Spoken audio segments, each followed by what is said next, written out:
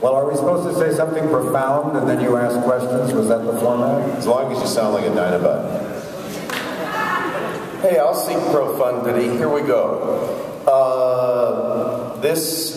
I teach voice irregularly and on occasion. And when I do, in the first class that I teach, I tell students to do everything you do as though somebody a couple of decades, or let's say 25 years later, would still fondly remember the contribution that you made all those years before.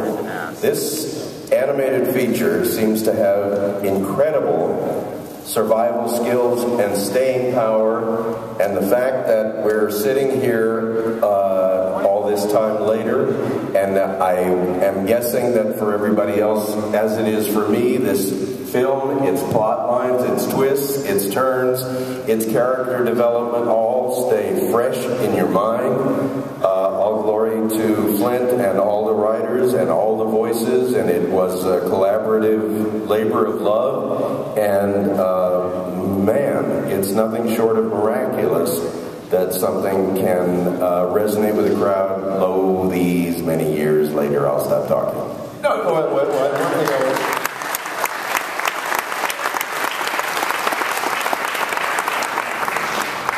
Yeah, one thing, that I'd accompany and say, as a writer, is what's really great about these shows is that, we got to do, 65 or 135 episodes a year. We did amazing amounts of things, so it got to be this ensemble.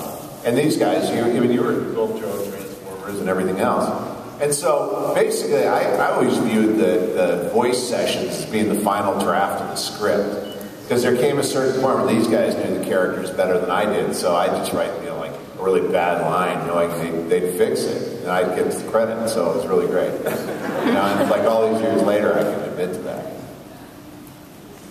Well, I must pay a tribute to you and your fellow toilers, because this man, you faced something far more frightening than the worst Decepticon ever conceived, and that is the blank page.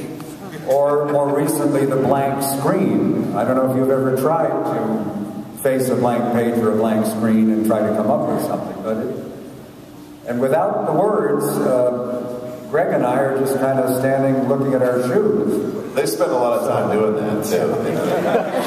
Yeah, the voice sessions on these shows were really incredible, because, we were over at Wally Burr's studio. Wally's not here, is he? No. He was here yesterday. He was in the building yesterday.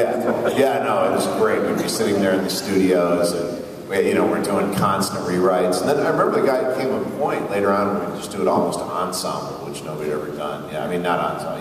Just everybody read through the script and we do it. These guys, it was incredible because it's not normal voice work. We had a luxury from a recording standpoint that is virtually non-existent today, and that's that. And this is credit to Wally, but he insisted that everyone in a scene be present when the scene was recorded. Nowadays, you can have a career that basically involves meeting no one who you're working with because you're acting alone in a vacuum in an isolated booth. A lot of things budgetarily, but also just sort of technically, and this is really present in the interactive gaming industry, but you end up essentially acting alone and trying to be emotionally directed from the other side of the glass.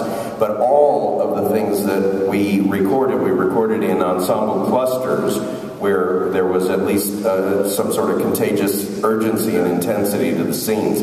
That was demanded by Wally. It was written into the script, and it was our task to bring it to life on a vocal level.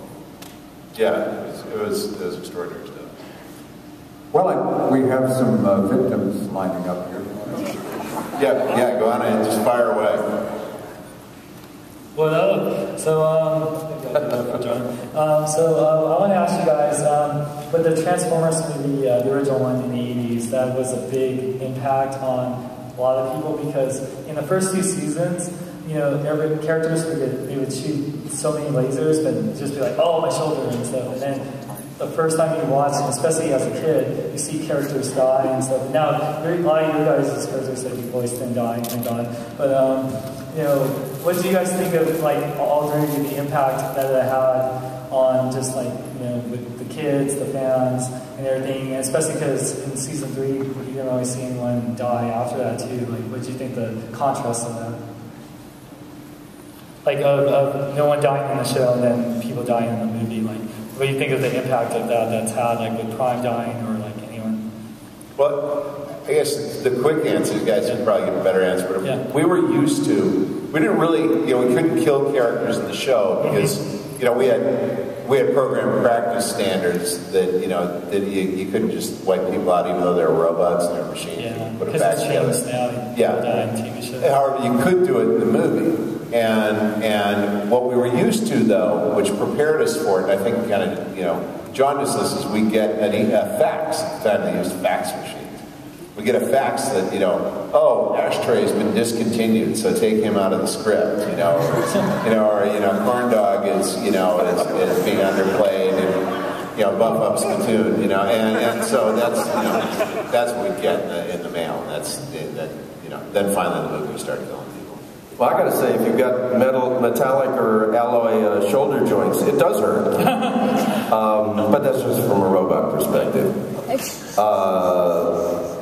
I think in animated feature films, for me, and I'm speaking as an audience now, there's an obligation to go from the small screen to the big screen. And that means it has to become more epic in size, it has to become more epic in stature, and that involves more emotional highs and lows that the writers build in and that is conveyed visually and through the track. So I think they made decisions like that to make it a big screen picture, which it is and still is, along with all the other twists and turns. That's just my take. I think anytime they try to take something from television and make a movie out of it, they're sort of in a bind. Because if they don't change anything, the reviewers go, well, it's just another TV episode, any longer. If they do change it, they changed everything and ruined. Is there someone else on this panel?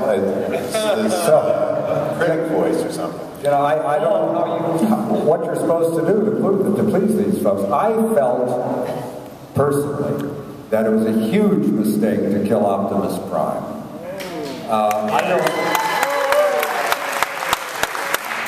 I don't think the producers realized what a big star they had. We had no idea.